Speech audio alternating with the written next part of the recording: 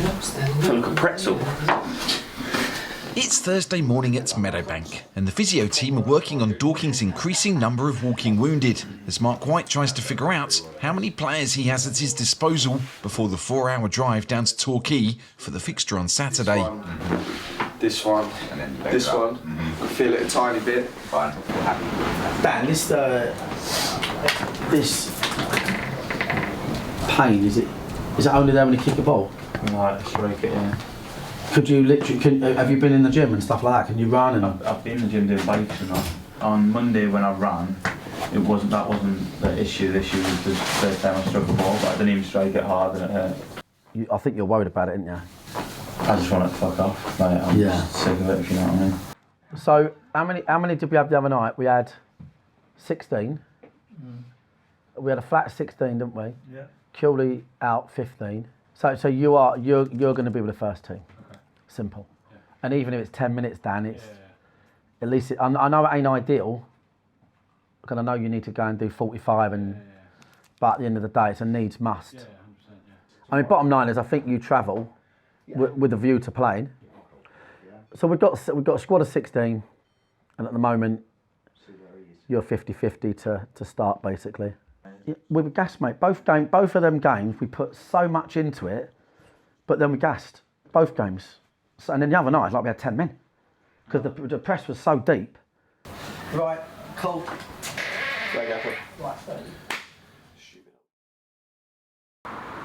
The following day, the Wanderers get on the coach and head down to Devon, as they've been offered the chance to train at Exeter City's training ground. Although a bunch of amateurs stupidly thought they were going to Exeter City's actual ground, which is why we turned up so late. We get there just in time to hear Marc explain to the team that he sussed out why the players were tiring out in their opening fixtures.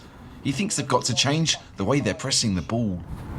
And obviously, with the way we press, stay with me, as you know, if your mate arrives 2.5 seconds too late, or the other bloke's just very good and he just rolls it back and zips it to somebody else, quite often you're then going from here to there to do it again. So I think the general consensus was that we've been doing way too much work in high areas, yeah? Is that hurting, Bren? Is that hurting? Right, what we'll do the 3-5-2 pattern, just double up. I don't really care who goes where. Just double up, you know your positions. Just do everything I say, that's all you got to do. George, round the side. Said bounce, George. Bounce, George, big switch, George. Get up, Tone. Marc's been hoping that Brennan Camp has gotten over the injury that he picked up last week, but the pattern session has aggravated it, and the young defender has to drop out. No good. Deal, this Brennan one's annoying me. If you knew he had it, no one's told me he's got a dead leg that bad. It's not that bad. It's just where it's just bruised from the bleed that he's had. But he got it on the. It might have been Saturday. He's played with it. Oh, has he? Yeah. It's not. It wasn't one to report. It's just had a bad bleed. That's where the bruises come from. Right. So there's no point Brennan even being named in this. Well, we're not going to win or lose a game because we've got 4 subs. But equally, it's not great. Yeah, obviously I want to play. I want to play as many games and as long as I can. But I am an honest guy, and I know there's players in the squad that are all great players, and if they play ahead of me, I'm not one that's going to mope about.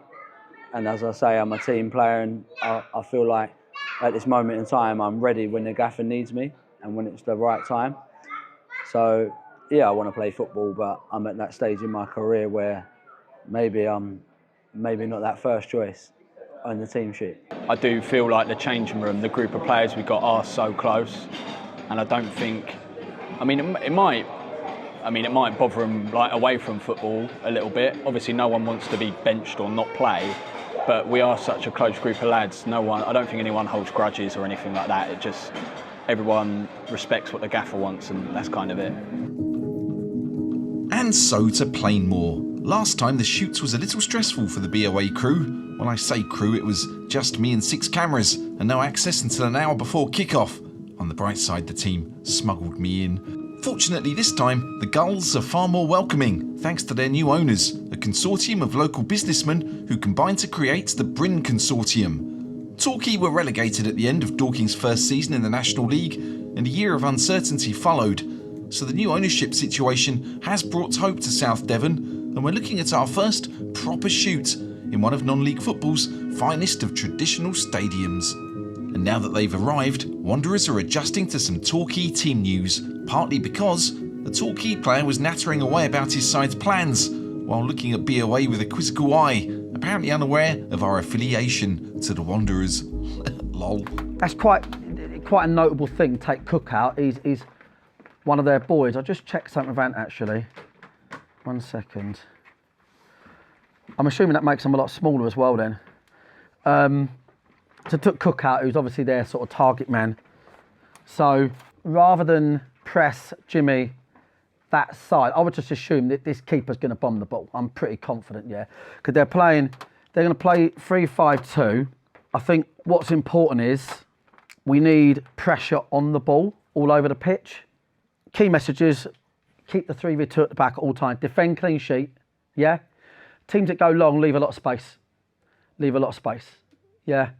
And then all you need to do is, when we turn it over, front foot, yeah, get the ball down and destroy them. Yeah, okay? But pressure on the ball is important in this game. So we're going to step in static, like we said, threaten Jimmy's side, and then not static, we'll just slide the midfielder. Pressure all over the park, yeah? Keep the 3v2 narrow as fuck, yeah? Good stuff. We're seeing the ref, yeah? We're going out, lads, I think. It's in the ref. Is you all right or not? I think it's probably quite widely publicised that the club went into administration after some mismanagement, should we say.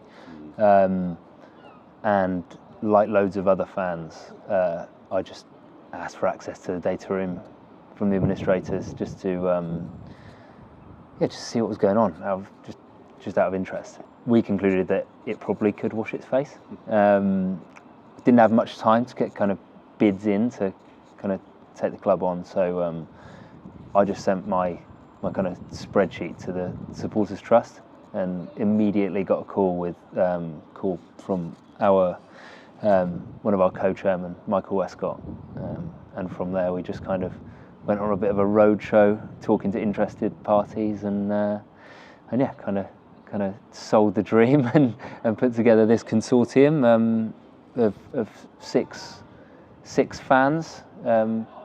A couple based here and 4 based around the country, who were kind of willing to put their money where their mouth is, and here we are. I don't think it's an ideal one because a bit Truro-esque. The fans have essentially got the club back from last year's borderline extinction, and obviously when that happens, tends to get a big community. The old hierarchy have gone. The community are in the club now.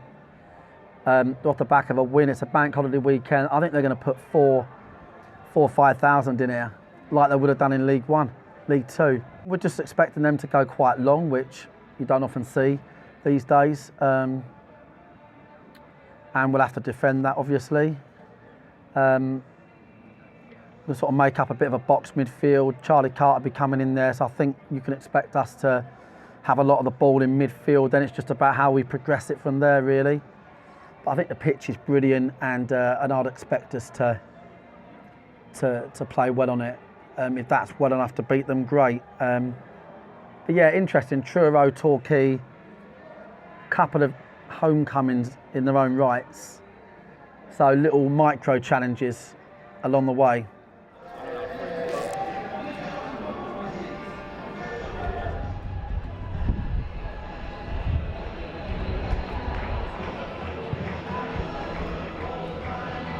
As a result of the Bryn Consortium taking over the football club about 10 weeks ago now, and they're all fans, and Michael Westcott, who's one of the co-chairmen, he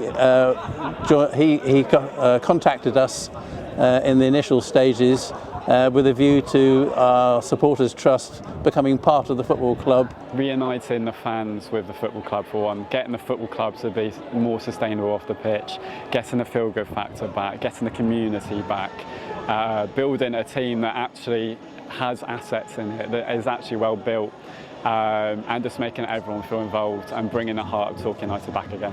It's a brand new team, really. I think we had one player from the last batch, and then it's all just been a complete rebuild. The whole club's been rebuilt from top to bottom, and no, it's in a good place. We've signed quite sensibly a lot of good National League South players, which is something we've not tended to have done in recent years. Signed players for the level they're at, but they look head and shoulders above what we've had recently. So yeah, all good, hopefully. Since the takeover, the town has changed a little. It feels a bit more upbeat, and even seeing like the attendances get so much bigger since the takeover. So it's lovely to see. And I think somewhere like Torquay has to have a big club, I think. Well, certainly based on what one of the players told me pre-match before he realised who I was, the home side are planning to play it over the top of the Wanderers' defence, and with the coastal weather a major factor here, that could make for an old-fashioned style of game. What's he doing? Harrison Fawkes is looking to settle things down, but his gaffer wants him to speed things up. Jimmy! Go on, Baz! Take him away. Charlie's done! Turn!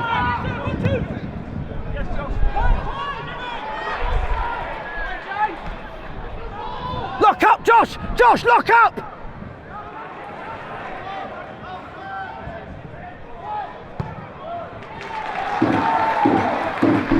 More needs to make sure one of them is with him. I've just said to Josh there to lock up there for that reason. They've almost done the opposite. Niall's going on and Josh is holding. Which is as long as one does. Which is fine, but as long as one does. Torquay's long balls aren't really working, but they are pressing well. And when Charlie Carter is dispossessed in midfield, Ed Palmer gets a run at the Dorking defence.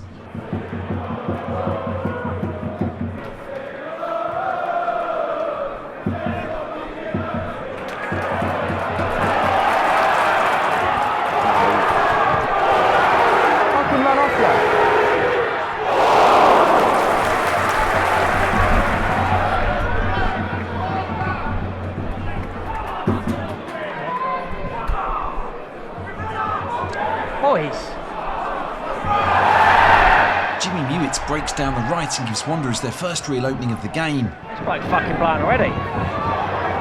Time! Oh, he's fucked already. Touch. Oh, Charlie, mate. Jimmy, well done! Marc is in full PlayStation controller mode, and it seems to be working well enough as Dorking are playing some pretty good football here. Jimmy, come on! Baz! Not the centre halves again! Forward!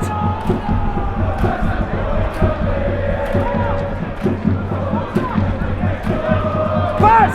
Spin Jimmy! Spin Jimmy! Spin Jimmy! Spin Jimmy! Jimmy! Go Baz! On your own! Deliver! No, that's a great ball! Oh, mate. That's love it, well done, dude. A long ball does finally stick, and the home side begin to knock it about in the Dorking territory.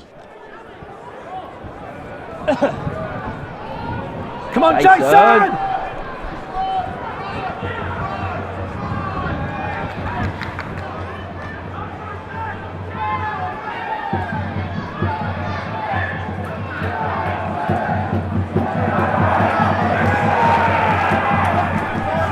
To the ball! Lucky cut, no!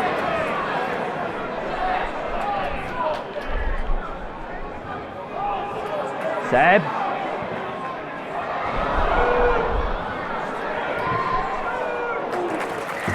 It's a remarkably open game, and Dorking come forward again. Never! You'll get round him, you'll beat him. Just take it! Forward!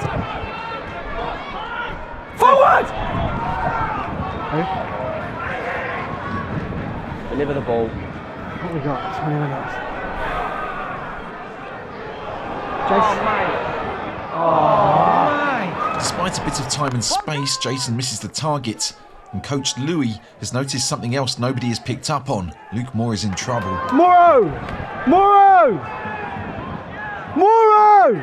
They can't identify what's up yet, but it doesn't look good. I don't know. Moro carries on through some apparent pain while Ed Palmer goes in on Niall McManus, as if the Dorking midfielder was Steve McMahon in the '88 FA Cup final.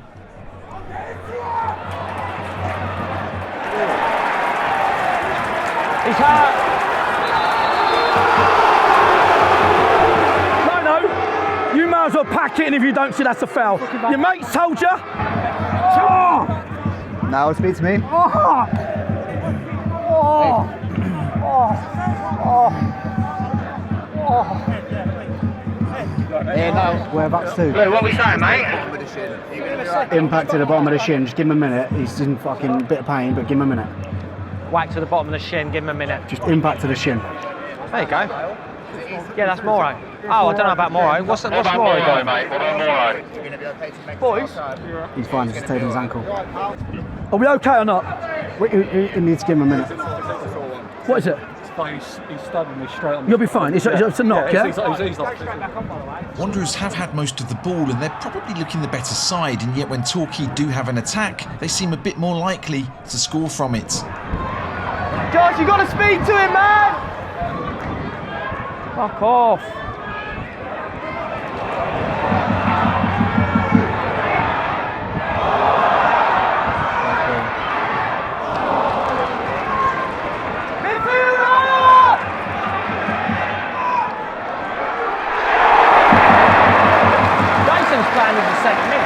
That's because he's chasing back the fella. We told him to stay high.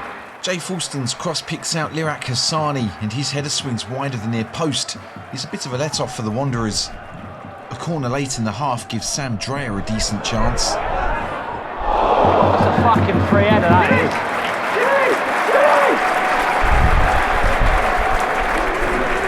It's Niles, man. He's going to go with him, James. Swap in.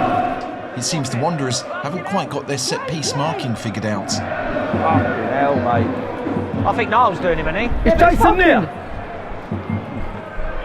Jason! Near!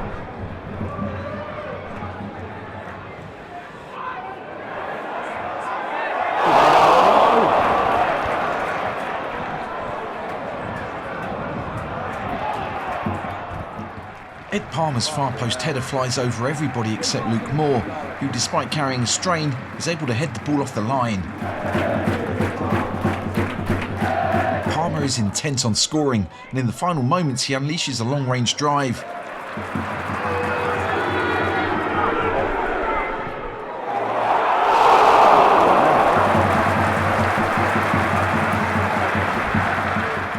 With 43 games to play, that's the standard we want. That's the standard we want. So I'm fine. Jace, you've got to stay as high as you can, especially bearing in mind that I don't think we've got any changes up top at all. Okay? When you get in their last third, in their box, you can walk the ball. Walk the ball. You can keep running with the ball. Like Nicky Wheeler, actually, when he scored that goal, just keep running, strike, or give it your mate, or deliver it early. That's all you've got to do. Keep peppering the box. Like we said the other night, play forward, take your fouls, etc., etc.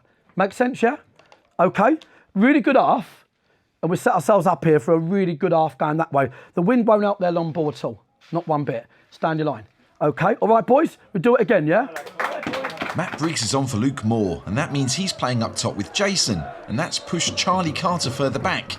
It also means Briggsy has to learn how to press on the job, because usually he only has to worry about running up and down the right flank.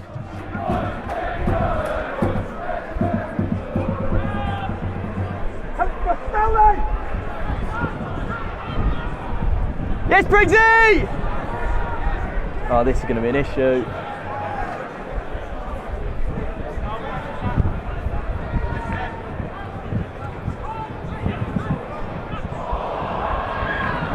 This is going to be an issue, this.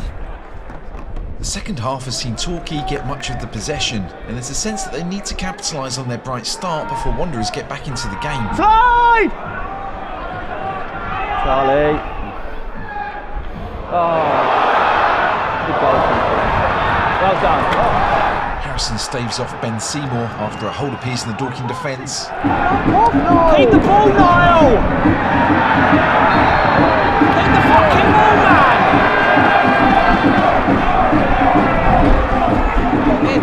Huh? Fuck off! Slide! Slide! Good, Jimmy! Finlay Crask throws himself to the ground in a manner unbecoming of a professional footballer, and Tony Craig is more than happy to offer Crask some feedback so he can perhaps better himself as a person. Get up, you fucking wanker! Stand your fucking feet! Yeah, we need Jason as a target, really. Oh? We can't get out with Briggsy there, can we? I know it's tough.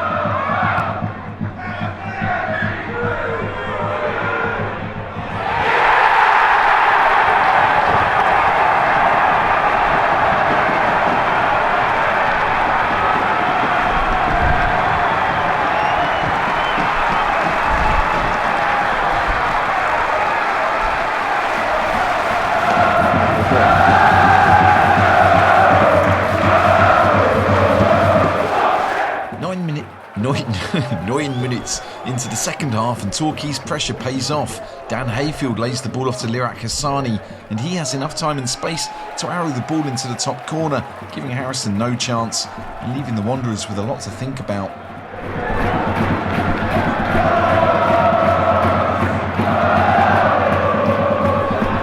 Forward, George! Yes! Marc has switched the shape and it brings an immediate change in the pattern of the game. Baz! Baz is there. Turn the ball long, turn it long. They might have gone to a box. Get us up, Tone!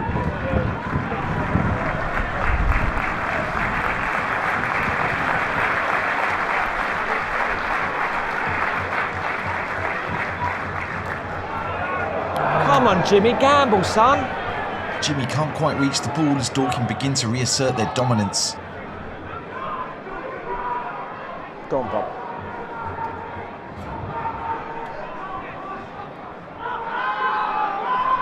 Deliver! Deliver, Bob!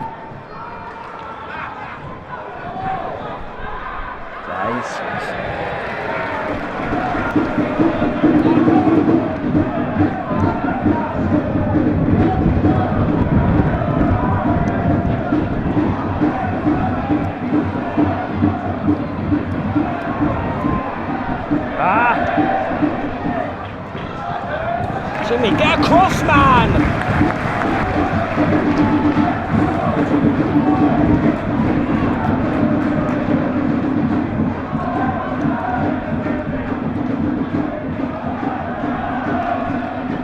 So hard, Josh. Squeeze it up! Squeeze it up! Deliver!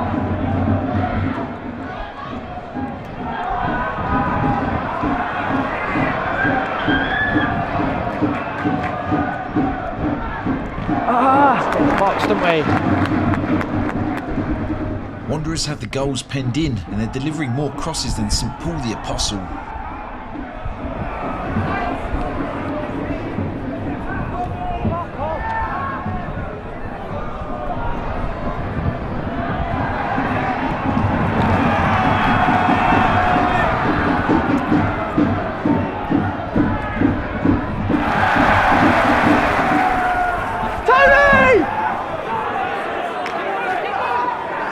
Jason.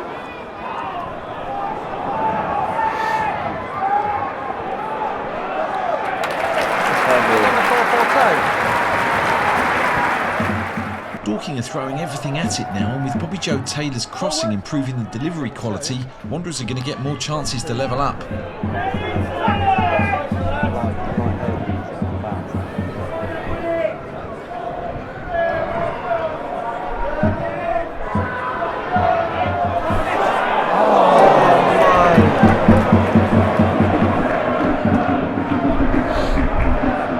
Jason.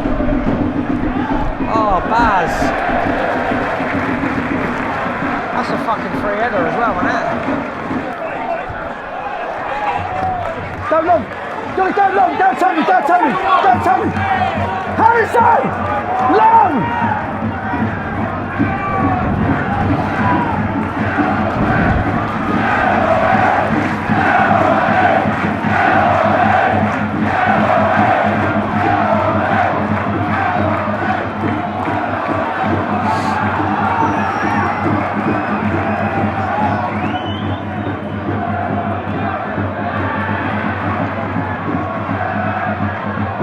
Great ball.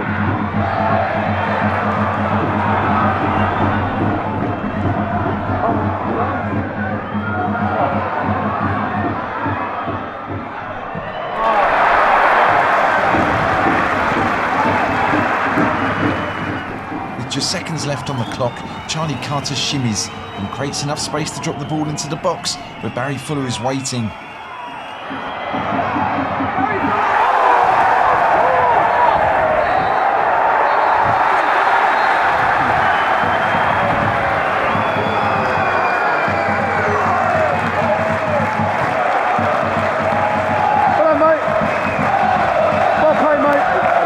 Mate. Well played, mate. Good, mate.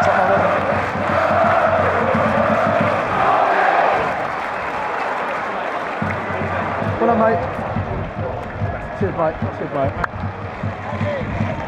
Thank you, mate. Cheers, mate. Thanks, mate. Cheers, pal. Well done, mate.